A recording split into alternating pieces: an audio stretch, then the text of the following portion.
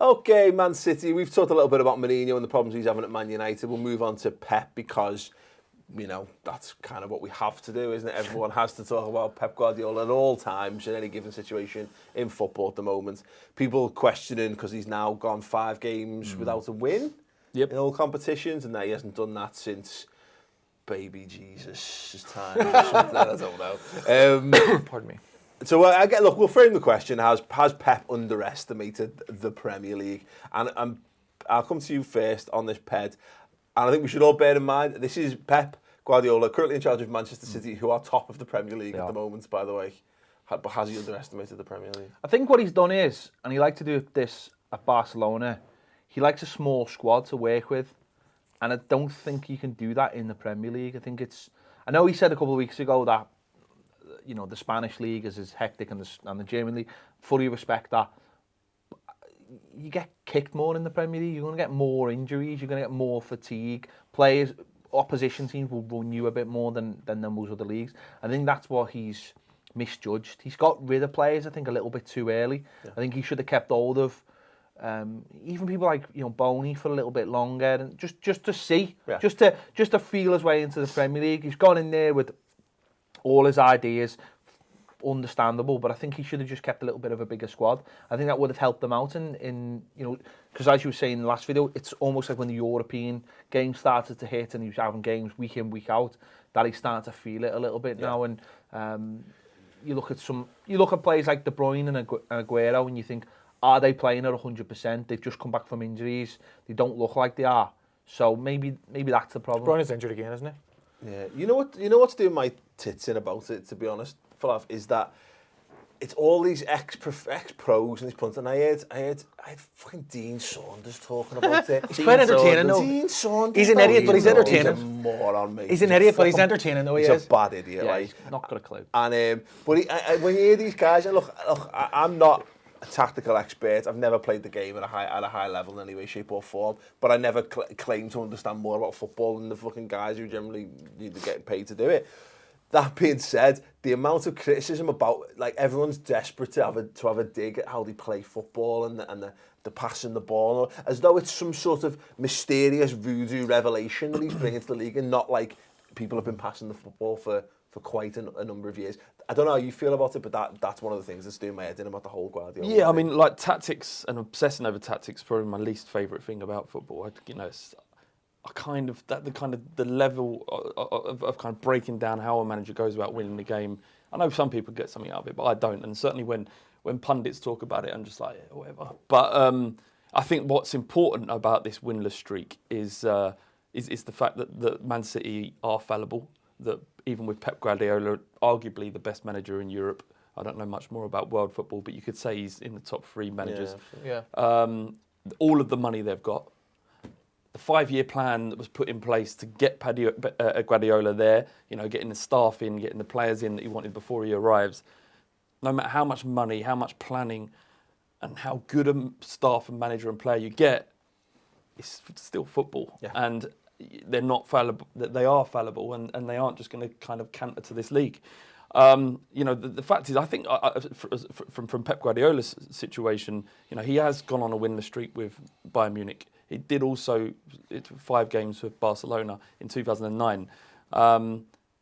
It's not a massive issue. They probably will still go on to win the league and maybe pick up a domestic trophy as well, you'd think. So it's not the end of the world. He is fallible as a manager. The players he's got aren't, necessarily world beaters. They're nowhere near what Barcelona. I thought they'd do a much better job in Barcelona, but they're craziness. But I'm not sure how much of that for me, that is half. And we've seen a couple of times this season. That's still players adapting to the way he wants to play football and making soft mistakes. Soft mistakes is not being carved apart. They didn't get carved apart by Barcelona. No. They gave them 2 goals. Yeah. And when you're 2-0 down to Barcelona, it's going one or two ways. You'd either shut it down and say, let's pray to God we don't concede anymore, or you try and have a go and you concede. He missed the sitter at 1-0 as well. Don't forget John Stones' header. He played as arguably the best striker on the planet, arguably, in Aguero. Like, what the fuck? That is the most insane It's managerial I decision. don't think To it's, drop I your don't best. think it's that Why? insane. I get it. I get that he's incredible, Aguero. But Aguero could play in 89 minutes and not touch a ball in the 90th minute to win you the game. That's true. Why would you not play him? Why would you not play him? It's mental. He played in Absolutely Southampton, though, didn't he? mental. And didn't score. To stop being a smart ass. You see what I'm trying No, to I'm say? just saying. It's made a I'm good just, point, though. you see what I'm trying to say, though. I see what you said. I guess a game like that has to be the biggest game of the season. But what if he certainly wasn't fit? so far in the new What camp? if he wasn't fit? Well, there's no. He came out and said that he was fit enough. You're just playing devil's advocate to be a ball back. I'm not. I'm just saying. You What are? he- what he- I wouldn't go. I wouldn't like. I just said about how much I kind of loathe talking about tactics. But However, You play Away your from best player. He's the best player. I don't think it's as simple as that. You away from home against the I think. All right. Well, it's away a from toss-up, but home he's still there. against Barcelona, the best attacking team in the world.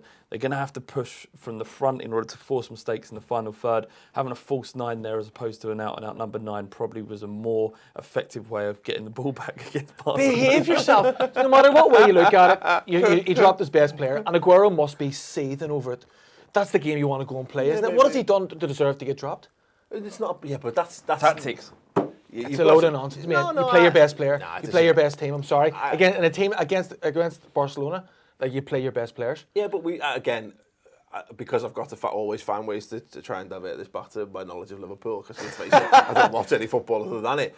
We could have said that about us last season when we played Firmino at the Etihad against Man City instead of Daniel Sturridge or whatever, or Benteke or whatever. And you know, we were sensational all of a sudden. Have you just that compared guy's our lead Benteke centre with forward. I think he has, yeah. I think it Daniel just happened. Sturridge are technically. Well, have you just compared Daniel Sturridge with Aguero? He's got a very You similar know, I always goal have to scoring find record. fault. Yeah, so. Yeah, absolutely. You're No, doing your thing. Sturridge just got a similar goal scoring record. They're both 1 and 2. We're slightly better than that, but they're both injury prone, prolific goal scorers. Of course, yeah. Going back to what you're saying about the expert having a go. I think what that is, it's this idea that Pep invented football, and people hate, and old footballers hate that. Well, we at Liverpool in the old boot room, we used to do this for a living, and it's like, well, no, he didn't reinvent football. He's just very, very good at what he does. Yeah. So give him some praise for that. You know, he transformed that Barcelona side into absolute world beaters consistently. He took a little break, went to Bayern Munich. He got slagged off from Bayern Munich, and now at Bayern Munich, they're struggling. I think Yeah, they are. until They're this week, third. they hadn't won for a month because. And I've heard this said, I'm not an expert by any means, but I was listening to, and they were saying the intensity instilled in that team is just dropped off, and now the players are expecting to win games without actually winning those games. So Pep Guardiola, it's his first 3 months of the job. Yeah, exactly. Yeah. He hasn't got all his players. You look at that squad and you look at that City team and think, you could still have a go with that City team. It's not perfect by any means. It's got some great players. He's missing 2 fullbacks. I think when he played John Stones at right back yesterday. You know what I mean? He's missing fullbacks. I think if he doesn't see that, I mean, but he will see that. But there's nothing he can do about it at the moment, is there? So. You're right. I think they're still not 100% settled on formation, system, whatever. The players still adapting to it. You see that when a guy comes in. It's always the second half of the season when you tend to find your feet, particularly when you play a good brand of football. You know, it tends to take that long till it. I personally think second half of the season he's going to be showing up because he's not used to the intensity. You'd rather have the issues now, though, wouldn't you? Yeah. So you can work through them. But I think it's going to be a case of he's not used to every team he's been with before. He's had a Christmas break. How will he get through? That's going to be the big question. How does he get through mid-December to the end of January with a dwindling squad? Like what you said before, he wants to get rid of not get rid of half his players. You know, he wants a small squad. He's not going to get through the Christmas period with a small squad. I wouldn't worry about that as much. At Barcelona, there's not a massive Christmas break in Spain. 2 weeks might not seem like much, but it's a lot when you're playing most of the every other time, day. he was having to go over to Tokyo to play in the World Club Championships anyway. So, it's he's not stupid. He's done his. I think it's going to be telling, and we were doing something about this on Redmen today, is that in about 6 weeks, well, when we get to the end of the first Champions League period, which is normally December, isn't it? The first week of December. Where Man City, where Chelsea, where United and all that are around that period, and Liverpool to some extent, and Spurs, all the teams that are in Europe and the teams that aren't but are pushing. It's going to be see how well the teams that are in Europe capitalise on this and how well the teams who are in Europe are able to manage themselves through that period. That's the block because there's no international games either. I think we've got one more international break in a couple of weeks. Yeah. And then you have that solid block of games till February then. And it's, as you say, it's how you cope in that middle section of the season. Yeah. And that establishes the order for the end of the season, and then it's just a case of... But I find it hilarious because you've got... I walked out of the Liverpool game and I heard people moaning about the performance of certain players like Jordan Henderson, for example. I see Arsenal fans moaning about it, and I see people complaining about Man City. These are the three teams currently separated by goal difference at the top of the league, and you can't... Sometimes I think you just got to go, look at it and go, okay, fine. You know what I mean? So kind of it's been okay so far. That's a case of other teams around them have fallen by the wayside. Not that they've played particularly well. You know what I mean? Yeah. I'm No? not sure that's the case. Why is it not the case? Well, because we've done quite well. Oh, you've done all right, but the City have won in 5 games. That's all I ever talk about. Oh, fuck off. I thought I was going to get it from him, but it's actually getting it from you. But yeah, I've got nothing to give. Thoughts? Nothing. I've got nothing. Yeah, so there you go. There's some thoughts on Pep Guardiola and stuff. I have a strong suspicion it'll get better as the season progresses. The Mourinho one, as we mentioned in the last one, is the one that's is an interesting one because different brand of European football to face off against, and I think there's a lot more pressure on And a Mourinho different brand to of succeed. football as well. Exactly, yeah, completely. So thoughts on Guardiola and Co in the comments below. Subscribe to the Ball Street YouTube channel. If you haven't done it, what's wrong with you? Make it happen. Make it happen now by clicking the icon on the screen.